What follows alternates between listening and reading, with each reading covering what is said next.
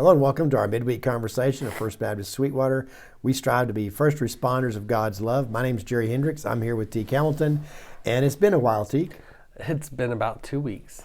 Okay, so it's been exactly 2 weeks. Thank you for keeping count. Yes. Teak did the podcast interview with Miles, Dr. Miles Wernz. Yes. I guess 2 Sundays ago, and that aired last week. Right. Yeah, 2 Sundays ago because today's new week.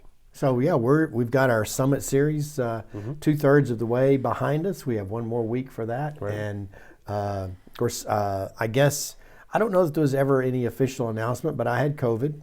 Right. Yeah, we didn't make that official announcement. I got the COVID, and the symptoms were extremely mild, but I did stay quarantined on Bristol Street for 6 days or something like that. A couple days in the office, and pretty anonymous during the weekend, and then I was here Sunday. So, but There was one person who came by when you came to the office that Wednesday and Thursday and wanted to peek in the window at you. I said, no, it's not like a fish tank or a zoo. Then I thought, well, maybe I should charge admission and give to the building fund admission, but I didn't. It was too late. Sorry. the line would be to the street. They're peeking in. Look, there he is. Oh gosh, but so the fortunate part was I didn't get very sick. Right. The unfortunate part was probably That I had to do the podcast. No, Yes. shout out to Teak. He worked his tail off. No, that Covering interesting. the stuff that we had to do that week. And then shout out to Mike Wilkes and others who pulled off the chili luncheon. That seems so long ago, but it was probably the one Sunday outside of an Advent Sunday or a Resurrection Sunday. I can't think of a Sunday that I would have hated to have missed more. Right. Yeah. And so it was tough sitting at home watching. Had Facebook on my phone and YouTube on my laptop, and so I got the full experience. One of those was muted. I forget which one. Probably Facebook. Yeah. So that's where you can comment. But anyways, it was a really good experience. Of course, yesterday I forgot to tell Sharon ahead of time that, hey, I could sit with her and worship. That hasn't happened in a while. And so she was a little spooked when you showed up. Well, beside her. So I got to sit with her like midway back. She knows I don't do that. I didn't do that before. I've always been on staff though, but we always sit pretty near the front. She likes to move around, but she does. Anyways, when I take attendance on Sunday mornings, you can pick who's there pretty easily by where they sit because they never move. She is not one of those. Yeah. Her, there's a couple others that dance around, but she is the main one. Anyway, so it was different watching it online and kind of seeing everything come to fruition. And then, of course, you and I had talked pretty lengthy one day. I guess leading up to that, getting ready for everything. But there's a lot of little things, a lot of details that just get taken care of that people are not aware of. And when that's dumped at the last minute on another person who's already taken care of same kind of details for their own ministry area, it becomes quite a lot. So shout out to you. It worked out. It was good. We had a lot of people who threw in and helped, and so that was good. Yeah.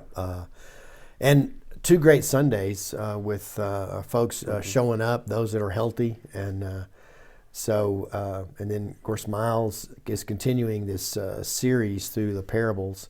In talking to him, he has enjoyed being able to work through something rather than just doing a one-off message. Because most of the time, when he's invited to a place, he's invited one Sunday. Right. I think he led with that the first Sunday and talked about how nice it is that he can actually develop a thought more than just that one day. And develop a thought he did. Yes, he has.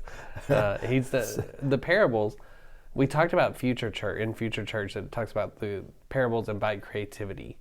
And I think Miles has challenged us to think creatively about what it means to be a member of the kingdom of God and how to live that out and our responsibility for that. I think many times we probably get so caught up in being just ourselves that we forget about ourselves as a representative of God's kingdom. Yeah. And he's done a good job with that. Well, and I think one of the things that we talk about frequently in leadership and even in mine and your conversations is we understand that language is important. Right.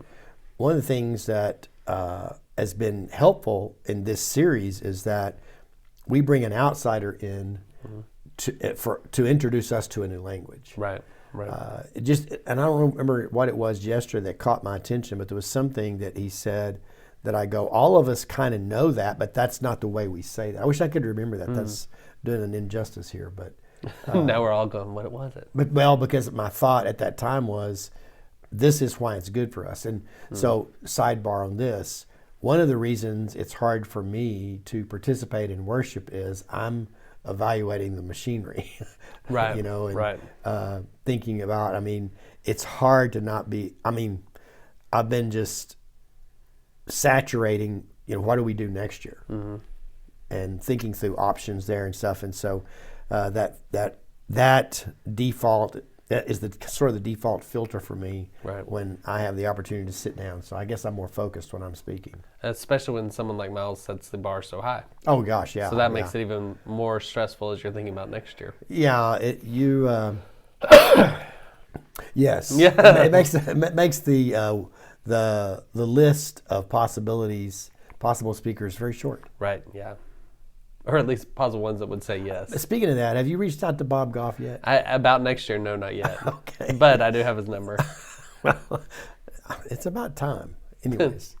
But so we continue this Go ahead thought. And get us on your calendar, Bob. We continue this thought of the parables, of the kind of soil, the kind of people we encounter in the kingdom of God, and how we plant seed of the gospel in the world. I think that's one of the biggest things is that we need to realize wherever we go, we should be planting seed. Yeah. And that's not inviting people to church. That's an important part of being a follower of Jesus. But it's about telling them your story as somebody who's experienced the good news and made the decision to follow Jesus and what he's done in your life. Right. It's not about just inviting someone to church.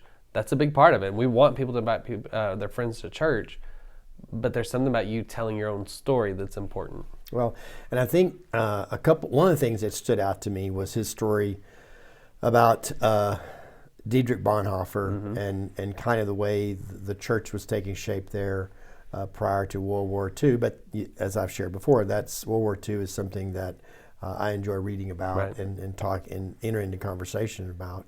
And then the Baptist preacher in the Northeast, Roger Williams, and dealing with some Native American tribes and in their own religion and thought.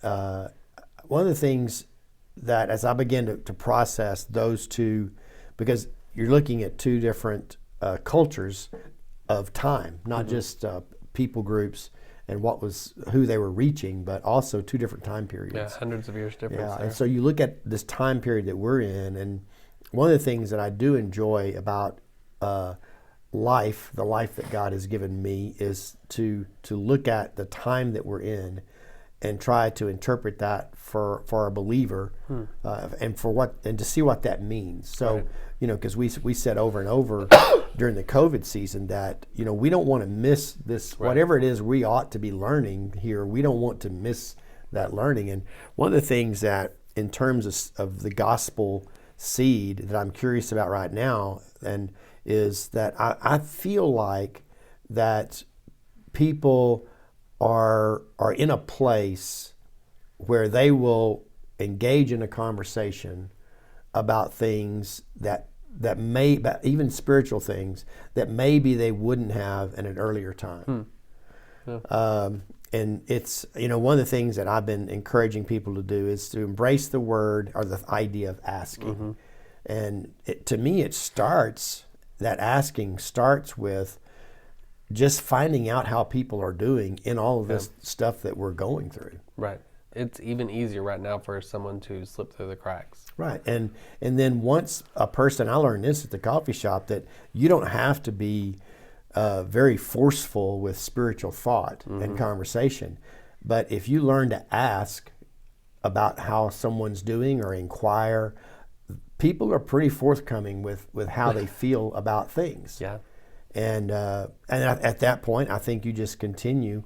That's kind of how you share or spread those gospel seeds. It's just through a series of questions or things that you would ask about through your listening. I mean, I think that's important, is to be an authentic listener when we're talking to people, but it leads us to those better questions. Yeah.